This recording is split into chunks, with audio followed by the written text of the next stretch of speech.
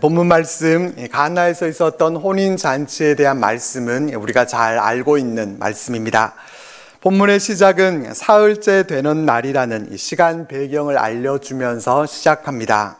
사흘째 되던 날이라고 하니까 무슨 얘기인가 싶은데, 앞에 있는 1장을 보면은 빌립과 나다나엘이 예수님의 제자가 되는 장면이 나옵니다. 이때 일이 이튿날에 있었다라고 소개되고 있고, 본문은 그 다음 날에 있었던 일입니다. 주님은 나다나엘에게 하늘이 열리고 하늘의 사자들이 인자 위에 오르락 내리락 하는 것을 보리라 라고 하셨는데, 이제 나다나엘의 고향인 가나에서 나다나엘이 가셨던 그 약속이 혼인잔치에서 일어난 표적으로 시작이 됩니다.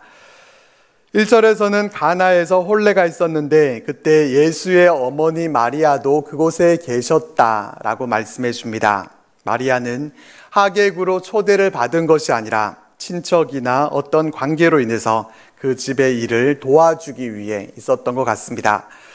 그리고 누구의 혼례인지는 모르지만은 이 잔치에 예수님과 제자들도 초대를 받았습니다.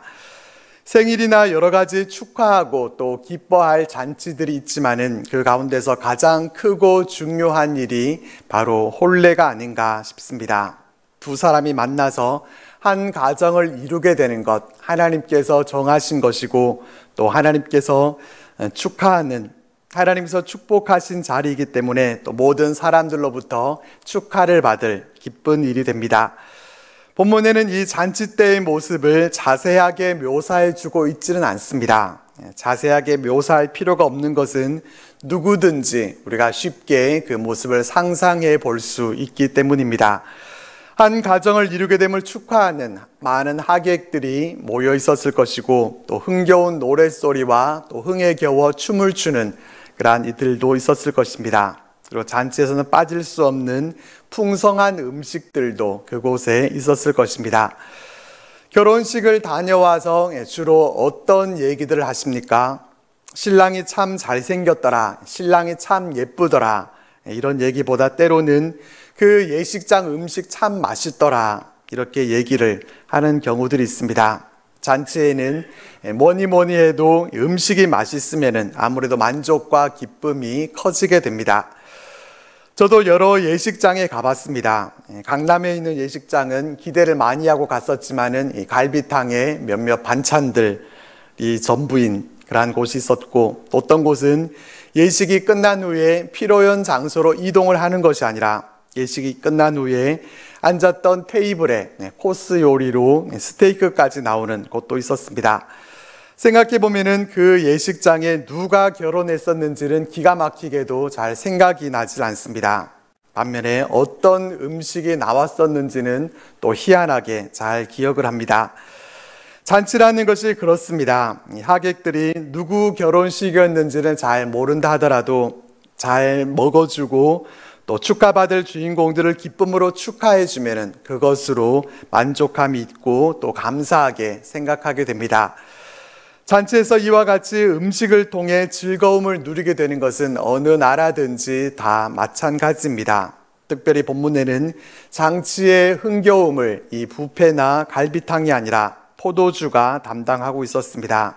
그런데 잔치의 흥겨움에 대한 내용은 본문에 기록하고 있지도 않은데 3절에서는 포도주가 떨어진지라 라고 말씀해 주고 있습니다. 잔치에 포도주가 있어야 하객들이 즐겁게 이 여흥을 즐길 수가 있는데 포도주가 떨어진 것입니다. 포도주는 흥을 돋우는 음식이었을 뿐만 아니라 잔치에서 길흉을 점치는 그런 음식이었다라고도 알려져 있습니다. 그 시대 사람들은 포도주의 충분한 양과 맛이 신랑 신부의 앞날을 예고한다라고 믿었습니다. 그래서 만약에 포도주가 모자라거나 또 맛이 없으면은 그것을 불길한 징조로 삼은 것입니다. 그런데 잔치를 준비하는 입장에서는 얼마나 신경을 써서 많은 양을 준비하고 또 좋은 포도주를 준비했겠습니까? 그런데 그럼에도 불구하고 포도주가 너무 맛있어서 많이들 드셨는지, 아니면은 초대 예상 일원에서 너무 많은 사람들이 와서 그랬는지 포도주가 떨어지게 됐습니다. 본문 말씀은 이렇게 부족함의 이야기로 시작이 됩니다. 가나 혼인잔치의 이야기는 포도주가 다 떨어졌고 그래서 부족했기 때문에 일어난 사건입니다. 부족함에 대해서 생각해 보겠습니다. 부족함을 좋아하시는 분 계십니까? 아무도 없을 것입니다. 뭐든지 남는 게 좋은 것이지 부족한 것을 원하는 사람은 없습니다. 그러나 부족함의 문제는 항상 우리들을 찾아오게 됩니다. 건강도 넘쳐나면 좋겠지만은 건강에 있어서도 부족하고 또 물질적으로도 여유가 있으면 좋겠지만은 부족하고 아쉽게만 느껴질 때가 많습니다. 그렇지만 부족함은 나쁜 것이고 절대로 있어서는 안 될 나쁜 것으로만 여겨서는 안 됩니다. 부족함이 오히려 우리의 인생을 바꿔 놓기도 합니다. 우리가 잘 아는 지휘자 가운데 토스카니니라고 하는 사람이 있습니다. 20세기의 가장 훌륭한 지휘자 중에 한 사람으로 평가받는 사람입니다. 근데 이 사람이 원래는 지휘자가 아니라 첼로 연주자였습니다. 근데 그는 시력이 좋지 못해서 악보를 제대로 볼 수가 없었습니다. 그래서 그는 첼로 연주자로 계속 활동하기 위해서는 악보 전체를 다 암기하는 수밖에 없었습니다. 시력에 있어서 부족함이 그에게 있어서는 큰 걸림돌이 됐습니다. 그러던 어느 날 관현악단의 지휘자가 갑자기 쓰러지게 됐습니다. 그래서 지휘를 대신 맡을 사람이 필요했습니다.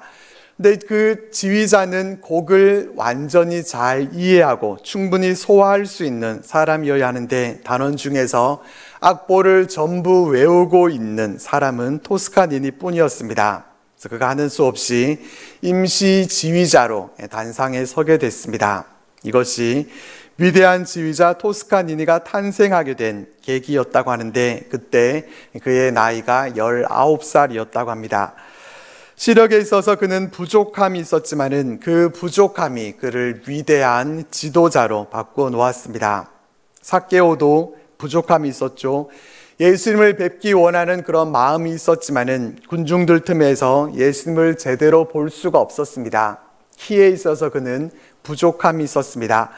그런 부족함이 있었지만 그 부족함이 오히려 예수님을 만나는 축복으로 이어졌고 삭개오가 거듭나는 그러한 놀라운 은혜가 그에게 임하게 됐습니다. 가나에 있었던 혼인잔치에서도 마찬가지였습니다. 포도주가 떨어진 문제는 심각한 문제였지만 이 부족함 때문에 어떻게 됩니까? 부족함 때문에 낭패를 겪는 모습으로 끝나버리지 않습니다. 부족함 때문에 예수님을 찾게 됩니다. 3절 말씀을 보면은 예수님의 어머니 마리아가 포도주가 없다는 사실을 예수님께 고합니다. 문제가 생기기 전에는 예수님께 관심이 없었고 예수님을 찾지 않았습니다. 그러다가 부족함의 문제 앞에서 주님께 요청을 하면서 도움을 찾게 된 것입니다. 부족함이 주님의 능력을 체험할 수 있는 기회로 이끌어 준 것입니다. 우리 삶에서도 그렇습니다. 우리 삶의 부족함의 문제가 없이 모든 것에 있어서 넉넉하고 또 풍요로움만 있다고 하면 어떻겠습니까? 주님을 찾을 일이 없게 됩니다. 기도하려고 해도 기도할 것이 없게 되니까 간절히 기도하지 않고 주님을 멀리하게 됩니다. 부족함이 오히려 주님을 찾게 만들어주는 그런 좋은 역할을 해주는 것입니다. 마리아는 예수님께 그 잔치 자리에 있는 부족함의 문제를 예수님께로 가져왔습니다. 혼인하는 사람과 마리아의 관계가 어떻게 되는지는 모르지만은 마리아는 그 집안의 문제를 그냥 놔둘 수 없었습니다. 포도주가 동이 나서 수치를 당하게 되는 그 상황을 그대로 두고 볼 수 없었습니다. 마리아는 저들에게 포도주가 없구나 이렇게 단순히 상황만을 알려준 것이 아닙니다. 이것은 어머니 마리아의 요청에 대한 예수님의 대답을 보면 알 수가 있습니다. 예수님은 여자여 나와 무슨 상관이 있나이까 내 때가 아직 이르지 아니하였나이다 라고 하셨습니다. 그러니까 마리아의 말에는 예수님께 어떤 초자연적인 방법을 통해서라도 이 포도주가 떨어진 문제를 해결해 주기 바라는 그런 바람이 담겨 있었다라는 것을 알게 됩니다. 지금은 포도주가 떨어져서 문제가 있지만 주님이 해결해 주실 거라고 여기고 주님께 고한 것입니다. 어머니 마리아의 부탁에 대해 예수님은 그것을 거절하는 것처럼 대답을 하셨습니다. 이 말씀을 오해하기가 쉬운데 이에 대해서 어느 신학자는 이렇게 해석을 합니다. 걱정하지 마십시오. 어머니는 사건의 과정을 이해하지 못하십니다. 제게 맡기십시오. 그러면 제 방법으로 그것을 수습하겠습니다. 그러나 때가 아직은 이르지 못했습니다. 조금 더 기다려 보십시오. 예수님은 공손한 어투로 어머니의 청을 거부하고 계십니다. 예수님은 하나님의 뜻대로 활동하는 분이시지 이 어머니의 청이라고 해서 어머니의 뜻대로만 해드릴 수는 없기 때문입니다. 주님은 마리아의 걱정은 덜어주고 또 포도주에 대해서 염려하지 않도록 하나님의 때를 기다리게 하려는 의도로 말씀하셨습니다. 주님이 말씀하신 아직 이르지 않았다고 하는 그 때는 넓게는 메시아이심을 나타내는 때를 뜻하고 좁게는 포도주가 떨어진 문제를 해결해 주시는 그 때를 말합니다. 주님은 이렇게 어머니의 부탁을 거절하고 있는 것처럼 보이고 아직 때가 이르지 않았기 때문에 하실 수 없는 것처럼 말씀하셨지만 그러나 마리아는 하인들에게 명합니다. 너희에게 무슨 말씀을 하시든지 그대로 하라. 이 말씀을 보면은 마리아는 예수님이 도와주실 것이라는 강한 확신을 가지고 있었다라는 것을 알 수 있습니다. 마리아는 예수님이 반드시 그 부족함의 문제를 해결해 줄 거라고 하는 믿음을 갖고 하인들에게 예수님이 시키시는 대로 의심하지 말고 행하라 라고 부탁합니다. 여기서 보게 되는 것이 무엇인가 하면 부족함이 믿음과 만날 때입니다. 부족함이라는 상황이 있지만 이 상황이 믿음과 만나게 되면 놀라운 변화로 나아갈 수 있게 됩니다. 부족함은 우리의 한계를 드러내는 것이지만 동시에 하나님의 일하심을 경험할 무대를 마련해 줍니다. 부족함이 믿음을 만나면 부족은 더 이상 문제가 되지 않습니다.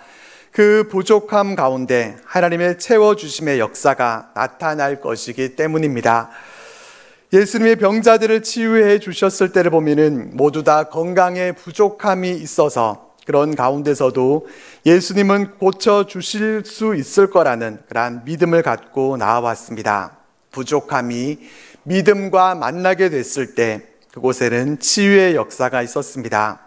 심지어는 믿음이 부족해서 나의 믿음 없음을 도와달라고 그렇게 요청했을 때에도 주님은 그 믿음 없음에 능력을 더하셔서 병자들을 치유해 주셨습니다.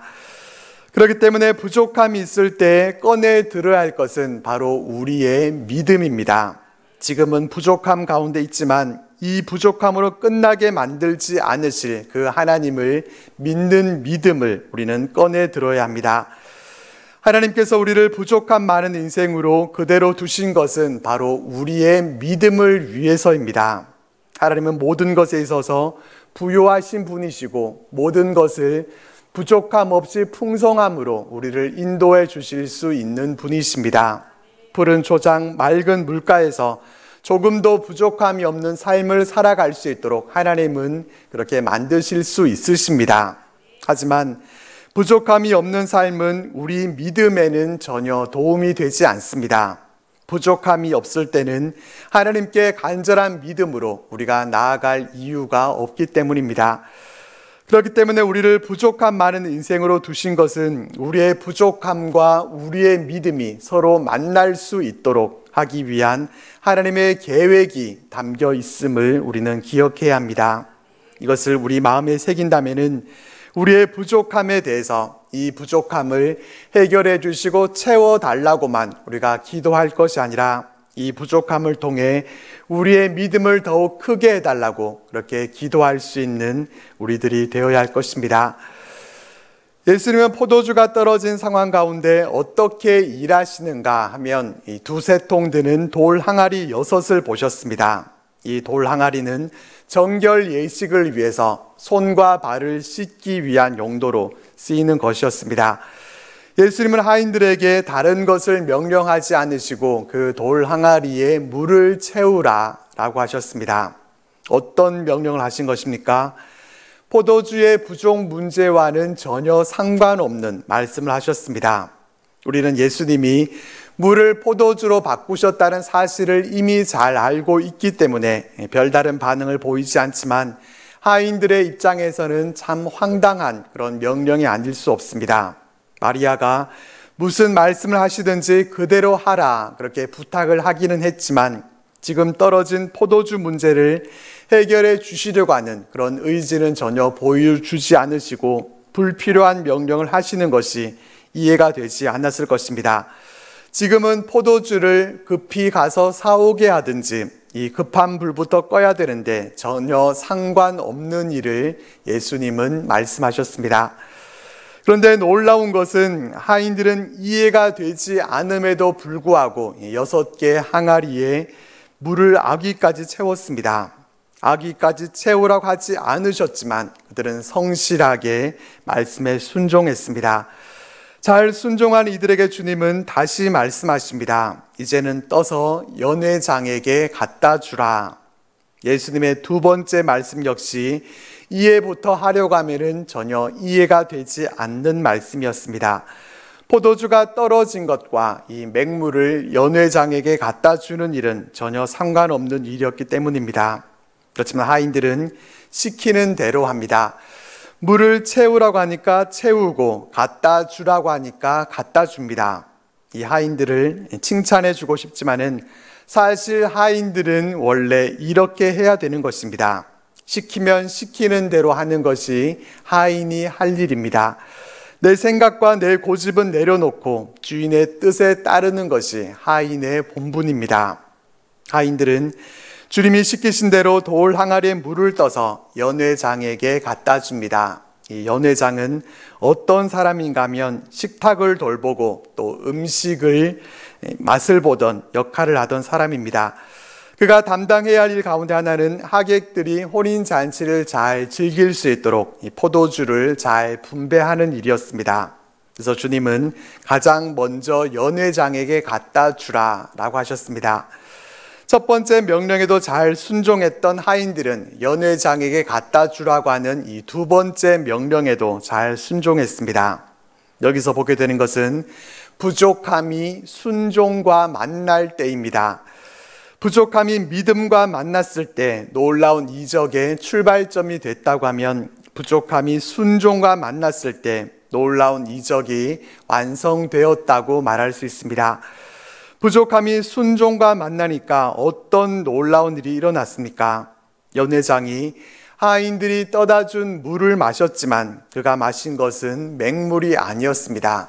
그가 마신 것은 포도주였습니다. 항아리에서 퍼준 것은 물이었는데 그가 마신 것은 포도주였습니다. 그 포도주는 어떤 제조 공정으로 이루어진 것이었는가 하면 물로 만들어진 포도주였습니다. 어느 순간에 변화됐는지는 모르지만 연회장은 물로 된 포도주를 맛볼 수 있었습니다. 부족함의 문제가 순종과 만났을 때 물이 포도주가 되는 놀라운 기적이 일어나게 됐습니다. 연회장은 물로 된 포도주를 맛보고 그 포도주의 출처를 알지 못했습니다. 하지만 물이 포도주로 변한 사건의 비밀과 이 전말에 대해서는 하인들만이 알고 있었습니다. 그들은 부족함에 순종을 더한 사람들이었습니다. 순종하는 자에게는 이렇게 다른 사람들은 알지 못하는 그러한 특별한 은혜를 누리게 됩니다. 예수님이 나다나엘에게 약속했던 것처럼 이 하인들은 예수님을 통해 이루어지는 하나님의 놀라운 은혜를 역사를 체험했습니다. 놀라운 하나님의 역사는 단순히 물이 포도주로 변화된 것만이 아니었습니다. 포도주 맛을 본 연회장의 말을 보면 그는 사람마다 먼저 좋은 포도주를 내고 취한 후에 낮은 것을 내거늘 그대는 지금까지 좋은 포도주를 두었도다 라고 하면서 이 신랑을 불러서 포도주 맛을 칭찬했습니다. 연회장은 출처는 알지 못했지만은 이 포도주를 맛본 순간에 그 포도주가 최상품이라는 것을 알아봤습니다. 연회장이 신랑을 불러서 칭찬한 이유는 일반적으로는 늘 잔치 초기에는 이 질 좋은 포도주로 대접을 하다가 취해서 이 맛을 제대로 구분할 수 없을 때에는 질 낮은 포도주를 내놨기 때문입니다. 그만큼 주님이 만들어 주신 것은 최상품의 좋은 품질의 포도주였다는 것입니다. 마지막 11절 말씀을 보겠습니다. 예수께서 이 첫 표적을 갈릴리 가나에서 행하여 그의 영광을 나타내심에 제자들이 그를 믿으니라. 이 말씀을 보면은 기적이 아니라 표적이라는 말을 쓰고 있습니다. 기적은 놀라운 일 그 자체를 가리키는 말입니다. 반면에 표적은 기적보다는 이 기적을 일으킨 사람을 소개하기 위해서 쓰이는 단어입니다. 성경은 놀라운 기적에 대해서 소개하려고 하는 것이 아니라 기적을 일으키시는 예수님을 증거하는 데 목적이 있습니다. 예수님을 모르는 사람들과 제자들은 11절 말씀과 같이 예수님께서 행하신 표적을 보고서 예수님을 믿게 됐습니다. 본문 말씀에서 주목해야 할 것은 주님이 물을 포도주로 바꾸신 이 사건이 아닙니다. 그 기적이 우리를 어떠한 변화로 이끌지 못합니다.